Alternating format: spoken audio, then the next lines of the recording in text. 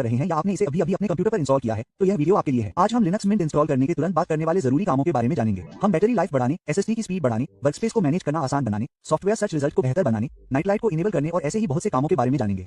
तो चलिए शुरू करते हैं। तो यह मेरा अभी अभी इंस्टॉल किया हुआ लिनक्स मिंट है। मैंने इसमें कुछ बदलाव नहीं किए हैं सिवाय कुछ विजुअल बदलावों के, जैसे सिस्टम फॉन्ट बदलना और निचले पैनल का साइज बढ़ाना। सबसे पहले हम अपने सिस्टम को अपडेट करेंगे। अगर आपने अभी अभी लिनक्स मिंट इंस्टॉल किया है तो भी अपडेट मौजूद हो सकते हैं। अपना अपडेट मैनेजर खोलें और ओके पर क्लिक करें। अब यह अपडेट की जांच करेगा। अगर अपडेट मौजूद है तो अपने सिस्टम को अपडेट करने के लिए इंस्टॉल अपडेट बटन पर क्लिक करें। अगर आपको तेज स्पीड के लिए लोकल मिरर पर स्विच करने का सुझाव देने वाला मैसेज दिखे तो वहां पर क्लिक करें। पूछे जाने पर अपना सिस्टम पासवर्ड डालें। इसके बाद मुख्य और बेस ऑप्शन के लिए मिरर बदलें। सिस्टम मिरर का परीक्षण करेगा और सबसे ऊपर सबसे तेज विकल्प दिखाएगा। जब आपको सबसे तेज शब्द दिखे तो अप्लाई पर क्लिक करें। बेस विकल्प के लिए भी ऐसा ही करें। उसके बाद आगे बढ़ने के लिए हरे बटन पर क्लिक करें। हो जाने पर इस विंडो को बंद करें और इंस्टॉल अपडेट्स बटन पर क्लिक करें। अपना पासवर्ड डालें और ऑथेंटिकेट पर क्लिक करें। अपडेट को डाउनलोड और इंस्टॉल होने में कुछ समय लग सकता है। अपडेट पूरा हो जाने पर अपने सिस्टम को रिबूट करें। अपने सिस्टम को रिबूट करने के बाद अगर आप नहीं चाहते कि हर बार आपका कंप्यूटर शुरू होने पर वेलकम स्क्रीन दिखे तो आप दिए गए विकल्प को अनचेक करके इसे रोक सकते हैं। वैकल्पिक रूप से आप मेनू से स्टार्टअप एप्लीकेशन खोल सकते हैं और स्टार्टअप पर चलने वाले किसी भी अवांछित सॉफ्टवेयर को डिसेबल कर सकते हैं। इसके बाद हम आवश्यक कोडेक्स इंस्टॉल करेंगे। अपना टर्मिनल खोलें और sudo apt install ubuntu restricted dash और extras कमांड चलाएं। ऐसा करने से आपका सिस्टम बिना किसी संगतता समस्या के अधिकांश मीडिया फाइलें जैसे MP3 और वीडियो चला सकेगा। यह माइक्रोसॉफ्ट फॉन्ट भी इंस्टॉल करता है जो माइक्रोसॉफ्ट ऑफिस में बनाए गए दस्तावेजों को खोलने और उन पर काम करने के लिए सहायक है। अब हम फायरवॉल को सक्षम करेंगे। लिनक्स मिंट में ऐसा करने का सबसे आसान तरीका पहले से इंस्टॉल किए गए फायरवॉल टूल का उपयोग करना है। एप्लीकेशन मेनू खोलें, फायरवॉल कॉन्फ़िगरेशन खोजें और उसे लॉन्च करें। एक बार खुलने के बाद बस स्टेटस टॉगलर को सक्षम करें। सुनिश्चित करें कि इनकमिंग ट्रैफिक को अस्वीकार करने के लिए सेट किया गया है और आउटगोइंग ट्रैफिक की अनुमति है। फायरवॉल को सक्षम करने से बाहरी नेटवर्क से अनधिकृत पहुंच को रोककर आपके सिस्टम में सुरक्षा की एक अतिरिक्त परत जुड़ जाती है।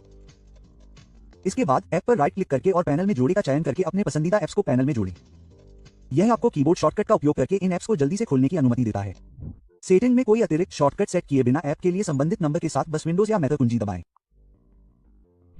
डिफॉल्ट रूप से लिनक्स मिंट में नाइट लाइट को नियंत्रित करने के लिए एक अंतर्निहित विकल्प शामिल नहीं है। नाइट लाइट या नाइट मोड नीली रोशनी को कम करता है, जिससे आंखों पर कम दबाव पड़ता है, खासकर जब कम रोशनी की स्थिति में या देर रात में काम कर रहा हो। नीली रोशनी को कम करने से स्क्रीन टाइम के बाद नींद की गुणवत्ता में भी सुधार हो सकता है।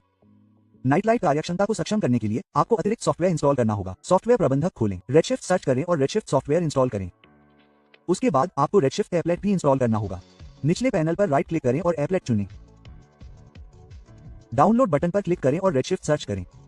अगर आपकी लिस्ट लोकप्रियता के हिसाब से सॉर्ट की गई है तो हो सकता है कि आप इसे सर्च किए बिना पहले पेज पर देख लें। इसे इंस्टॉल करने के लिए डाउनलोड बटन पर क्लिक करें। ऐसा हो जाने के बाद मैनेज सेक्शन में वापस जाएं। क्यू रेडशिफ्ट चुनें और इसे इनेबल करें। दोनों विंडो बंद करें। अब आप रेडशिफ्ट एप्लेट का इस्तेमाल करके आसानी से नाइट लाइट को कंट्रोल कर सकते हैं।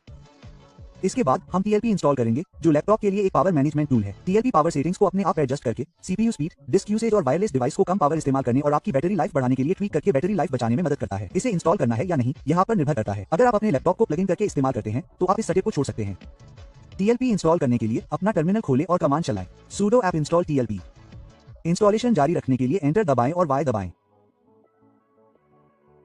इसके इंस्टॉल हो जाने के बाद आपको कुछ भी नहीं करना होगा। TLP बैकग्राउंड में अपने आप चलता रहेगा। आप अपने लैपटॉप का इस्तेमाल सामान्य रूप से करते रहें। इसके बाद हम आपके SSD के प्रदर्शन को बढ़ाने और उसकी लाइफ स्पैन बढ़ाने के लिए ट्रिम को इनेबल कर रहे हैं। अगर आप जानना चाहते हैं कि ट्रिम कैसे काम करता है तो बेझिझक वीडियो को रोक दें और विस्तृत विवरण देखें। अब ट्रिम को इनेबल करते हैं। अपना टर्मिनल खोलें और वीडियो में दिखाए गए अनुसार कमांड चलाएं। आप इन कमांड को नीचे दिए गए विवरण में पा सकते हैं। सबसे पहले इस कमांड को निष्पादित करें और अपना पासवर्ड टाइप करें और एंटर दबाएं।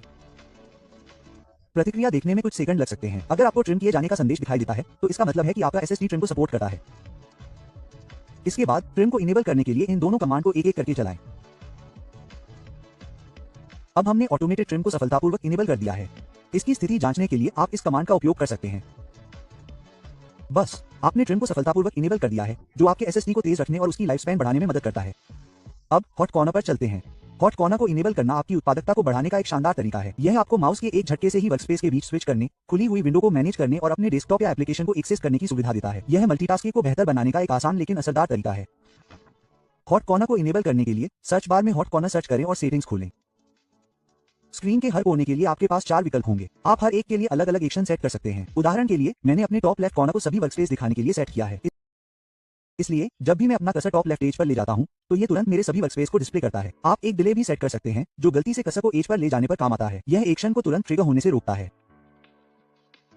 आइए टॉप राइट कॉर्नर के लिए एक डिले सेट करते हैं। डिफॉल्ट रूप से ये सभी विंडो को दिखाने के लिए सेट है, जो ठीक है, लेकिन अभी हमारे पास बहुत सारी विंडो खुली नहीं है, तो आइए कुछ खोलें और देखें कि यह कैसे काम करता है। अब जब मैं कर्सर को टॉप राइट एज पर ले जाता हूं, तो ये सभी खुली हुई विंडो को डिस्प्ले करता है। हॉट कॉर्नर इस तरह काम करता है। अब हम टचपैड जेस्चर को इनेबल करने जा रहे हैं, जो आपके डिवाइस में टचपैड होने पर बहुत उपयोगी हो सकता है। एप्लीकेशन मेनू में जेस्चर सर्च करें और जेस्चर सेटिंग खोलें। आगे बढ़ें और इसे इनेबल करें। यहां आपको 2 उंगलियों से स्वाइप करने जैसे कई जेस्चर विकल्प मिलेंगे। वर्कस्पेस के बीच स्विच करने के लिए 3 उंगलियों से बाएं या दाएं स्वाइप करने जैसे प्रीसेट जेस्चर भी हैं। ये जेस्चर बहुत उपयोगी हैं। बस इसे इनेबल करें और मैन्युअल रूप से कई जेस्चर एक्शन सेट किए बिना इसका इस्तेमाल शुरू करें। और ये वो एक्शन है जिन्हें आप किसी भी जेस्चर ऑप्शन के लिए सेट कर सकते हैं। अगर आपको कभी भी अपने डेस्कटॉप पर कहीं भी जूम इन करने की जरूरत पड़े, तो उसके लिए एक सेटिंग है। एक्सेसिबिलिटी सेटिंग खोलें और जूम इन करें। इसे एक्टिवेट करने के लिए अपनी पसंदीदा की चुनें। फिर बस अपनी चुनी हुई की को दबाएं और अपनी स्क्रीन पर कहीं भी जूम इन या आउट करने के लिए ऊपर या नीचे स्क्रॉल करने के लिए अपने माउस व्हील या ट्रैकपैड का इस्तेमाल करें। कीबोर्ड शॉर्टकट आपके वर्कफ्लो को और भी स्मूथ बना सकते हैं। बस मेनू में कीबोर्ड सर्च करें और शॉर्टकट टैब पर क्लिक करें। यहां आप अलग अलग एक्शन के लिए शॉर्टकट असाइन कर सकते हैं। उदाहरण के लिए स्क्रीन लॉक करने के लिए एक सेट करते हैं। बाईं ओर सिस्टम कैटेगरी के अंतर्गत आपको लॉक स्क्रीन विकल्प मिलेगा। मैं इसके लिए विंडोज प्लस सेट करने जा रहा हूं, क्योंकि मैं पहले से ही इसका उपयोग कर चुका हूं।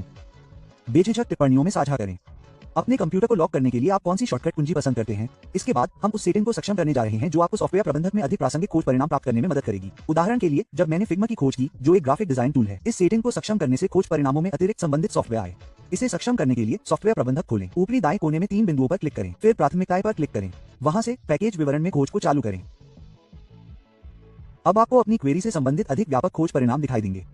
इस वीडियो के लिए बस इतना ही। मुझे आशा है कि आपको यह मददगार लगा होगा। यदि आप सीखना चाहते हैं कि लिनक्स मिंट पर अपने उपकरणों के बीच फाइलों को वायरलेस तरीके से कैसे साझा किया जाए, तो KDE कनेक्ट पर यह वीडियो देखें।